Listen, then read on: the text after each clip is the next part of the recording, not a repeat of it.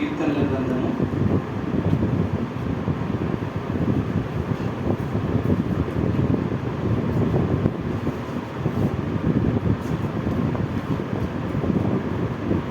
146వ అధ్యాయం.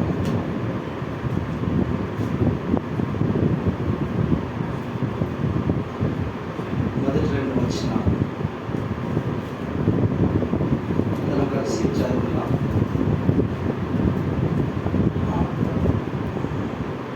4 వచనాలు 3 వచనాలు అందరము కలిసి చదువుకున్నాం. దావీదు రాసిన కీర్తనలు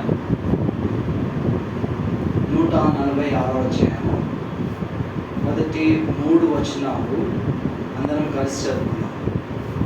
యెహోవాను స్తుతించుడి, నా ప్రాణమా యెహోవాను స్తుతించుము. నా జీవితకాలమంతయు నేను యెహోవాను స్తుతించెదను. నేను బ్రతకాలమంతయు నా దేవుని కీర్తించెదను. రాజుల చేతులైనను నరుల చేతులైనను రక్షణ కలుగదు. వారిని నమ్ముకొనుడి. ఇంకో భాగం జరుపుకుందాం. అందరికీ పరిచయమైన భాగం యోహాను సువార్త 5వ అధ్యాయం మొదటి 12 వచనాలు 14 వచనాలు మార్చి చదువుకున్నాం. యోహాను సువార్త 5వ అధ్యాయము మొదటి 14 వచనాలు మార్చి మనం చదువుకున్నాం.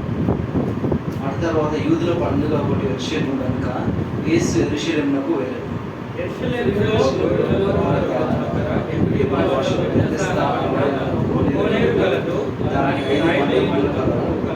ఆ సమయంలో దేవదూత కోనేటిలో దిగి నీళ్లు కదిలించగలదు.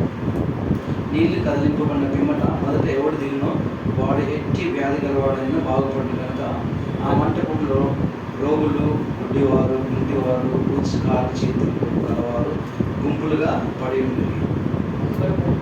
అక్కడ 38 ఏళ్ళ యేసు వాడు పడింట చూచి వాడప్పటికి బహుకాలం నుండి ఆ స్థితిలో ఉన్నాడని ఎరిగి స్వస్థపడబోచున్నావా అని వాడిని అడగగా నీళ్ళు కలిపి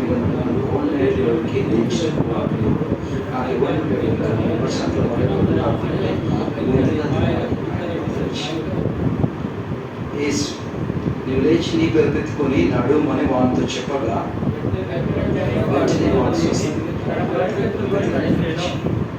ఆ దినం విశ్రాంతి దినం కనుక ఇది విశ్రాంతి దినం కదా, నీవు నీ పరిపెత్తుకొని తగదే అని స్వస్థత నొందిన వానితో చెప్పింది.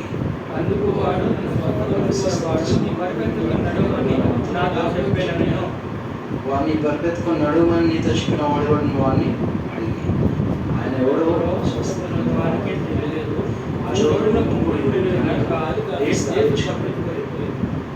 అటు తర్వాత యేసు దేవములో వాడిని చూచి ఇదిగో స్వస్థత నందితివి, మరి ఎక్కువ కీడు నీకు కలుగుకుంటున్నట్లు ఇంకను పాపం చేయమని చెప్పగా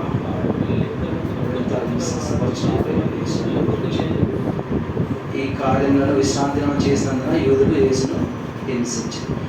ప్రార్థన చేసుకున్నాం. అందరం కళ్ళు మూసుకుంటే ప్రార్థించుకున్నాం. దేవుడు వాక్యంగా మాట్లాడుతున్నాడు. మా ప్రేమ పరలోకమందున పరిశుద్ధ దేవ, నమ్మకమైన జీవుల దేవ, మార్పు చెందిన దేవుడు, మాట కూడా తప్పని దేవుడు, సమీపమైన తేజస్సులో అత్యున్నతమైన సింహాసనం ముందు ఆసనమైన తండ్రి, మా ప్రభువును రక్షకులను యేసుక్రీస్తుమైన పరిశుద్ధ నామమునకు వందనాలు, స్తుతులు, స్తోత్రాలు చెల్లించుకుని మీకు బాధ్యతకు వస్తున్నాం. మీ రక్త ప్రోక్షణ కిందకు వస్తున్నాం తండ్రి.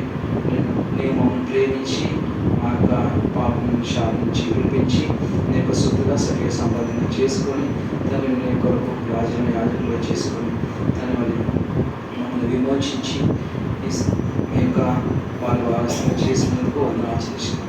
దేవ మన మాకించిన గొప్ప రక్షణపై వందనాలు తండ్రి. సాయంకాల సమయంలో మీ యొక్క సన్నిధిలో చిన్న శేషంగా ఈ యొక్క స్థలంలో ఈ యొక్క మందిరంలో కూడి స్థుతించినట్లుగా మీరే మాతో మాట్లాడండి తండ్రి. మరి మీ వాక్యం ద్వారా మేము మాట్లాడవలసిందిగా వెళ్ళవచ్చు. మీ యొక్క శిరోజాడున మరుగుపరిచి నీ యొక్క మాటలు నీ యొక్క సింహాసనం నుంచి నాకు దయచేయవలసిందిగా వెళ్ళవచ్చు. దేవ మరి నీ యొక్క తన మరి నీ రక్తం చేత విమోచించబడిన ప్రశస్తమైన ప్రజలు దేవాలను నీ రక్తంతో కడిగి పవిత్రపరిచి నీతో కాల్చి పరిశుద్ధపరచవలసిందిగా వేడుకొచ్చు. మా సమయంలో ఆస్వాదించండి. మీ యొక్క మార్గ సంచారం దయచేయండి. వచ్చిన వాళ్ళందరినీ బట్టి వందనాలు. మీకు ఎవరైతే రానన్నారో రావాలనుకుంటున్నారో వారిని సకాలంలో తీసుకురావాల్సిందిగా వేడుకొచ్చు. మహిమానంత స్తుతి బ్రహ్మ వేసినామన్న స్తుతించి ప్రార్థించి వేడుకొచ్చున్నాం తండ్రి. సో ఇక్కడ యోహాను సువార్త 5వ అధ్యాయము ఈ యొక్క 5 నుంచి 17, 18 వచనాలు యేసు ప్రభు ఒక సూచక క్రియ అద్భుతం చేసిన వ్యక్తిగా మనం ఇక్కడ దేవుని చూస్తాం. సో మనం మొట్టమొదటి చదువుకున్నట్టుగా 146వ కీర్తనలో ఉంది, దేవుణ్ణి మనము స్తుతించే ఆరాధించే భద్రంగా ఉంటున్నాం ఇక్కడ. ఎందుకంటే దేవుడు మనకి రక్షణ అనుగ్రహించిన రాజుల చేతున ఎన్నో నరుల చేతున ఎన్నో రక్షణ కలగదు వారిని నమ్మకొను. దేవుడి చేత కలుగుతున్నట్టు ఇక్కడ యెహోవాను స్తుతించుని నా ప్రాణమా యెహోవాను స్తుతింపు. నా జీవితకాలం అంతయు నేను యెహోవాను స్తుతించేదను, నా బ్రతుకాలం అంతయు నా దేవుని కీర్తించు. దేవుని స్తుతించాలి, దేవుని ఆరాధించాలి, దేవుని మహిమపరచాలి. ఎప్పుడు? ఒక రోజా, 2 రోజుల, ఒక వారమా, ఒక నెలనా? ఇక్కడ తను దావీదు ఏమంటున్నాడు అంటే ఏదో కొంచెం ఇచ్చి దేవుని స్తుతించమని చెప్పట్లేదు. ఇక్కడ తన ప్రాణంతో అంటున్నాడు. అంటే తనకున్న యావత్, మన ప్రాణం ఉంటే శరీరం అనేది కలుగుతాం, సంపూర్ణ శరీరంతో ప్రాణంతో చెప్తా ఉన్నాడు యెహోవాను స్తుతించడి. నా జీవిత కాలం అంతయు నేను యెహోవాను స్తుతించదు. మనకి ఎవరన్నా సహాయం చేస్తే, మనకి ఎవరన్నా ఆదుకుంటే, ఆపదలో ఆదుకుంటే చాలామంది ఏమంటారు లోకంలో, దేవుళ్ళ వచ్చి కాపాడినావు, దేవుళ్ళ వచ్చి నాకు సహాయం చేసినామని దేవునితో సమానంగా పోలుస్తూ ఉంటారు మనుషులని. కానీ విశ్వాసంగా దేవుడే మిమ్మల్ని పంపించినాడని కొందరు అంటారు. అది కానీ అప్పుడు మాత్రం దేవుని స్తుతిస్తాం, మళ్ళీ మర్చిపోయేవాళ్ళంగా ఉంటాం. ఎప్పుడైతే మనము అంటే జీవితకాలం అంతే ఎప్పుడు స్తుతిస్తామో పదే మనము దేవుడు ఆ యొక్క సహాయాన్ని గుర్తు చేసుకుంటే మనము దేవుణ్ణి స్తుతించే భద్రంగా ఉంటాం. అందుకే దావీదు ఏమంటాడు, నా జీవితకాలం అంతయు నేను యెహోవాను స్తుతించాను. ఒక లైఫ్ టైం అచీవ్మెంట్ అంటే జీవితం అంతా కూడా దేవుణ్ణి. ఎందుకంటే ఆ లైఫ్లో అదే నా లైఫ్, అది నాకు లైఫ్ ఇచ్చినది, అది నాకు జీవం ఇచ్చినది. అంటే అంతకుముందు ఆయన జీవితంలో ఎన్నో ఒడిదొడుకులు, దాదాపు 13 సంవత్సరాలు తరమబడ్డాడు. సౌలు రాజుతోని అడవులలో, గుహలలో, ఎక్కడెక్కడో ఉన్నాడు. ఒక సందర్భంలో ఎట్లా ఉన్నాడు, తన సొంత వాళ్ళే లేచి రాళ్ళతో కొట్టి చంపుదాం అనుకున్నాడు. అప్పుడు ఏమనుకున్నాడు, తను తానే యెహోవాను బట్టి ధైర్యం తెచ్చుకున్నాడు. ఎందుకంటే తనకి దేవునికి సంబంధం ఉంది కాబట్టి. సో దేవుని బట్టి తను తానే, మనం అనుకుంటాం నా దగ్గరికి ఎవరు వస్తలేరు, నాకు ఎవరు ప్రార్థన చేస్తలేరు, నాకు ఎవరు ఫోన్ చేస్తలేడు. కానీ మనం దేవుని మీద ఆధారపడితే దేవుని వాక్యం ద్వారా దేవుడిని బట్టి మనము దేవుడు ఆదరించేవాడుగా ఉంటాడు. అయితే ఇక్కడ మనం ఒక ఉపమానం కూడా చదువుకున్నాం. ఒక ఆశ్చర్య కార్యము, అద్భుత కార్యం మనం దేవుని వాక్యం నుంచి చదువుకున్నాం కదా. యోహాను సువార్త 5వ అధ్యాయంలో యేసు ప్రభువు ఇక్కడ యెరూషలేముకి వస్తాడు. ఇక్కడ నుంచి గలిలయ తన సొంత ప్రాంతం నుంచి యెరూషలేముకి వచ్చినప్పుడు అక్కడ బెతెస్దా అనే ఒక కోనేరు మందిరం దగ్గర బెతెస్దా అనే కోనేరు కలదు. దానికి 5 మంటపములు. ఆయా సమయాలకు దేవదూతలు కోనేటిలో దిగి నీళ్లు కదిలించగలరు. ఆ నీళ్లు కదిలించబడిన తర్వాత ఎవడు మొట్టమొదట దిగాలి. అంటే మొట్టమొదటి దిగాలంటే అది కాంపిటీషన్ అన్నమాట. లేకపోతే అందరు దిగుతారు, అందరూ మునుగుతారు. అందరు అక్కడ ఏముంది, వివిధ రకాల వ్యాధులు గలవాడిని అక్కడ దేవుడు మెన్షన్ చేస్తారు. అంటే కామన్గా ఒక వర్డ్ యూజ్ చేసిందిగా, ఎట్టి వ్యాధి కలవాడైనను బాగుపడును. మనం కూడా పరిపరి విధాల వ్యాధులు కలిగినాం. వ్యాధి అంటే రోగము, జబ్బు అవి కాకుండా ఇంకా మార్క్స్ 7:21 ఏమని రాసింది? హృదయంలో నుండి ఏమొస్తాయి? దురాలోచనలు, దొంగతనములు, అబద్ధములు, మోసములు ఎన్నో ఉంటాయి కదా. ఒకసారి చూడండి,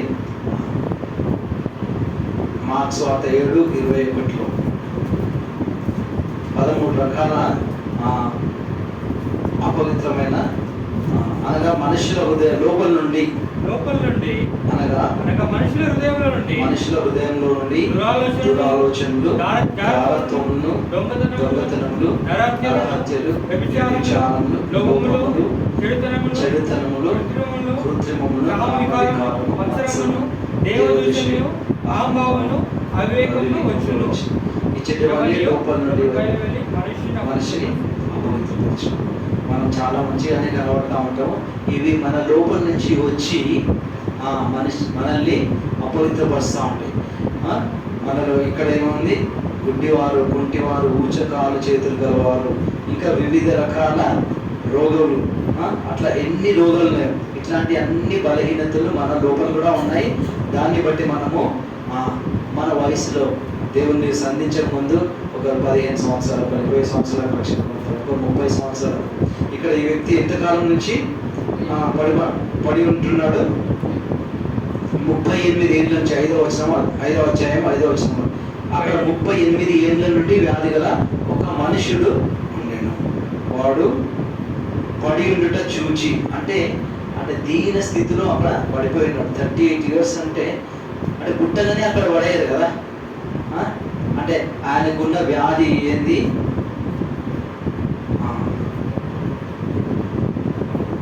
వీళ్ళ నుంచి వ్యాధి గల ఒక మనుషుడు ఉండేను. యేసు వాడు పడి అక్కడ ఖచ్చితంగా వ్యాధి అనేది ఇక్కడ ఏమీ మెన్షన్ చేయలేదు, కానీ ఈ డ్యూరేషన్ మెన్షన్ చేసింది. 38 ఏళ్ళ నుంచి అక్కడ ఉన్నాడు. అయితే ఒక 10 ఏళ్లకు వ్యాధిని గుర్తుపట్టి అక్కడ ఆయనను విడిచిపెట్టి తీసుకొచ్చి, అంటే 10 ఏళ్ళప్పుడు అక్కడిక్కడ అంత తిరిగినాడు. ఎక్కడ న్యాయం అయితే లేదు.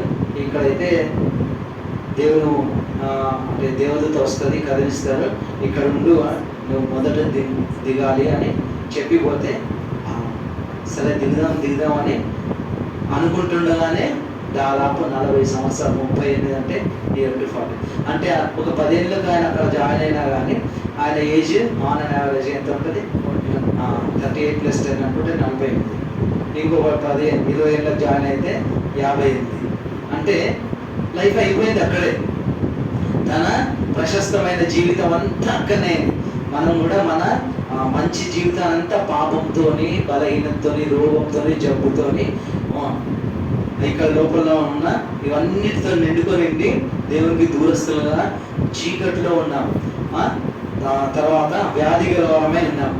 తర్వాత అందుకనే అంటాడు కదా ఆయన 103లో ఉంది కదా, నీ సంకటములన్నీ కుదుర్చేవాడు. 103వ కీర్తనలో ఉంటే చూడండి, నా ప్రాణమా యెహోవాను సన్నతించుము, ఆయన చేసిన ఉపకారంలో దేన్ని మరొకము,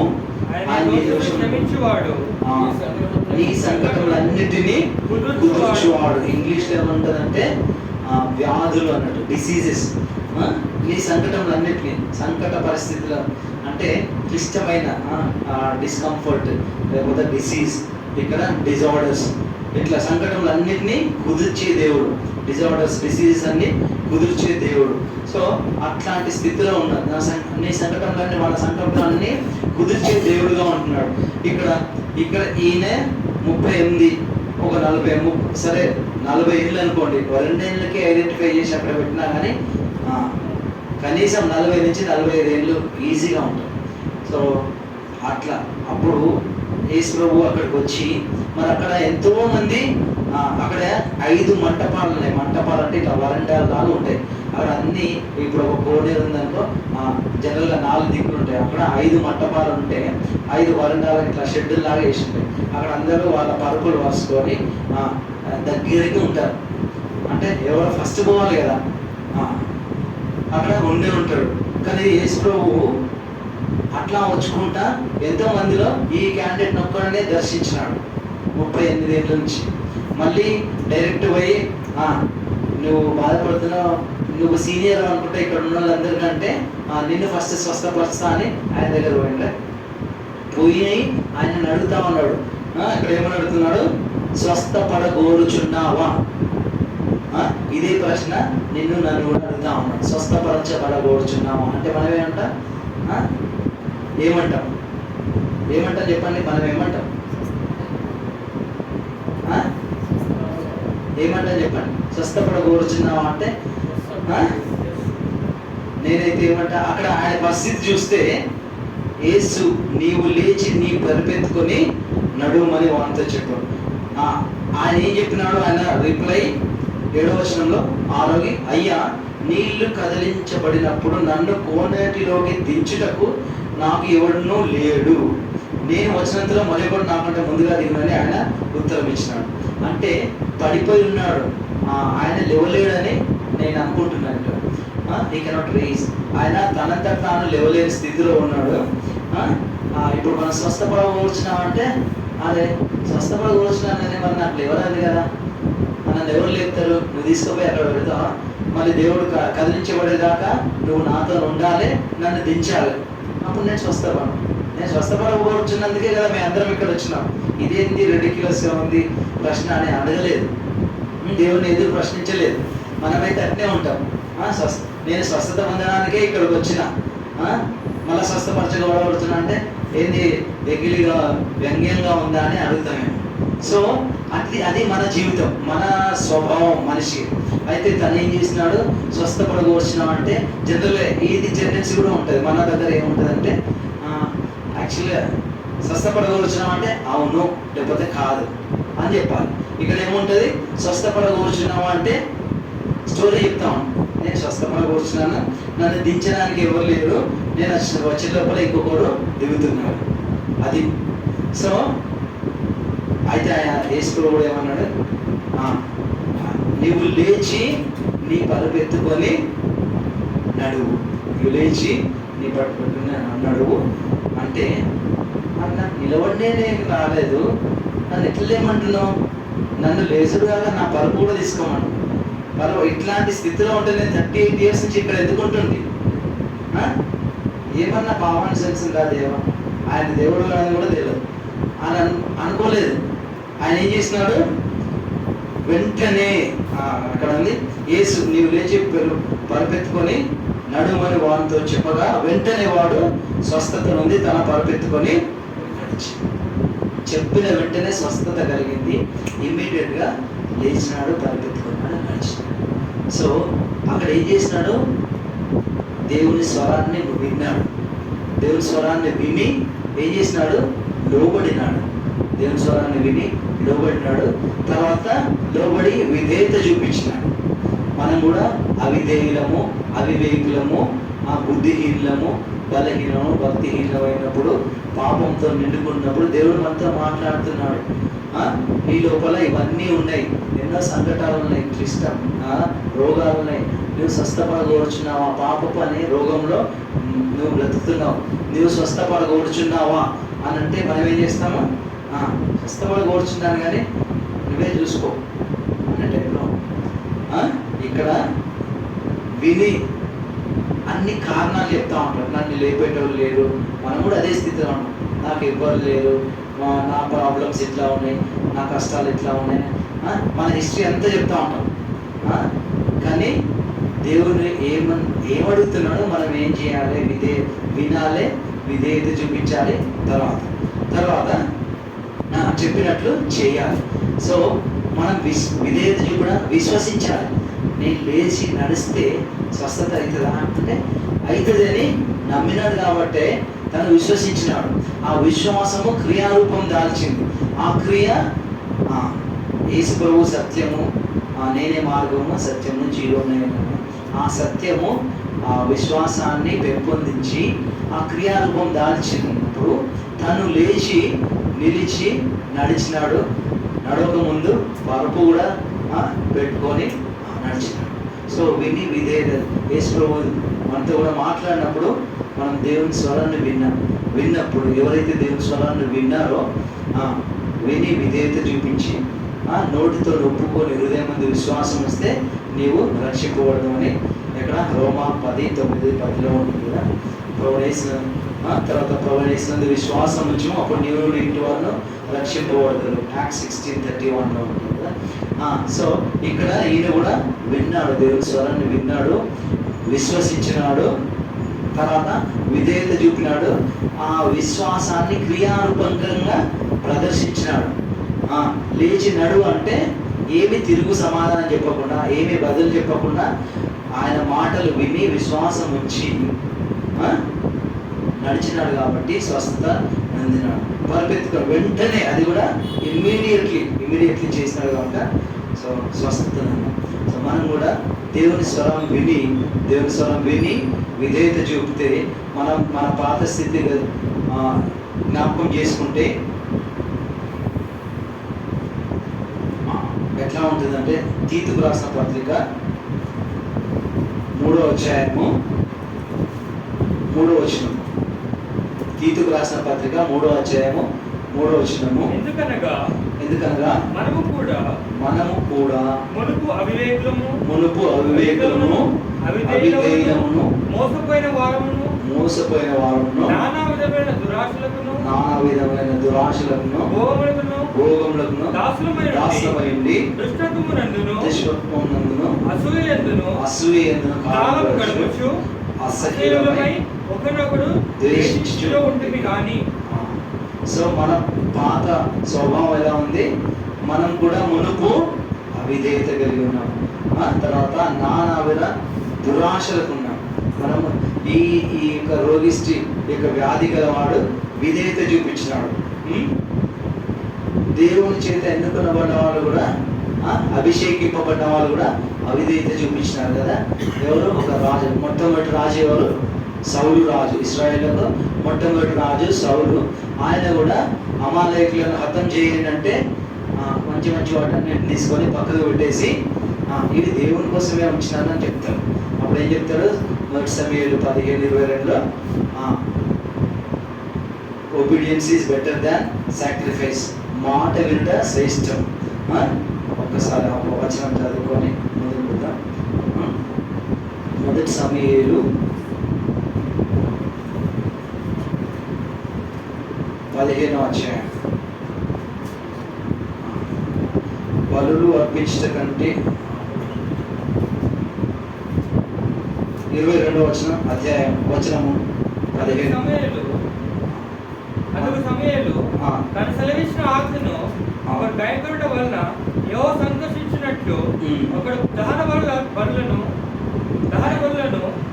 అర్పించడం వలన ఆయన సంతోషించిన ఆలోచించుము.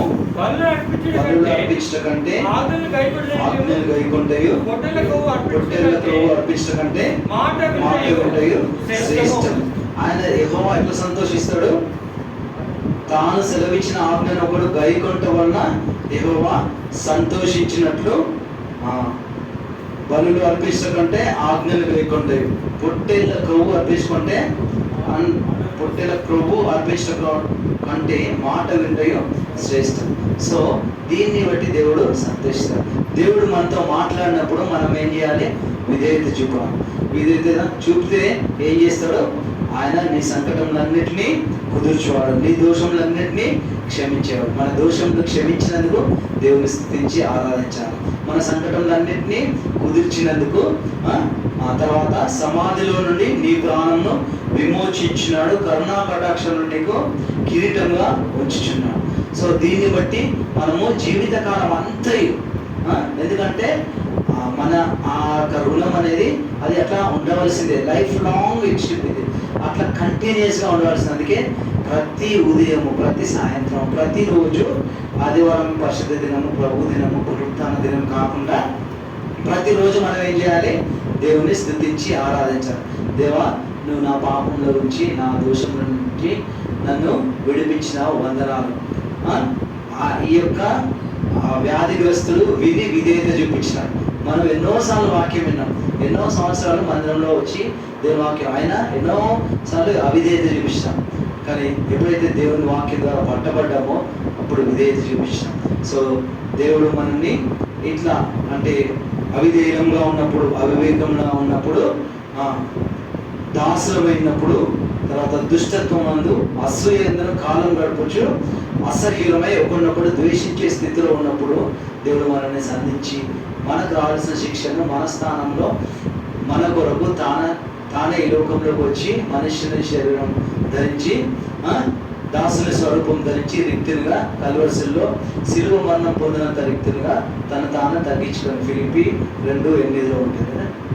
దాన్ని బట్టి మన దేవుని స్తుతించ బద్దలమైన సమాధి నుంచి మనల్ని లేపిన, అంటే ఆల్మోస్ట్ వీఆర్ డెడ్, మన అపరాధం చేతను పాపం చేతను చచ్చిన వారమైనగా క్రీస్తుతో కూడా కృప ద్వారా రక్షించింది. సో కృపను బట్టి మనం రక్షించబడ్డాం.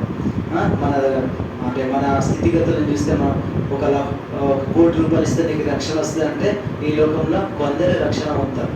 సో అట్లా కాకుండా దేవుడు ప్రతి నా యుద్ధకు వచ్చి మనం ఎంత మాత్రం త్రోసివేయనని చెప్పి ఎవరైతే సింపుల్గా దేవుని మాటను విని విధేయత చూపించి విశ్వాసం నుంచి నోటితో అనుకుని హృదయం మంది విశ్వసిస్తాడో వాళ్ళు రక్షించబడతారు. సో దేవుడు ఇచ్చిన రక్షణను బట్టి దేవుడిని స్తుతించి ఆరాధించే భద్రమైన దేవుడి యొక్క వాక్యాన్ని దీవించారు.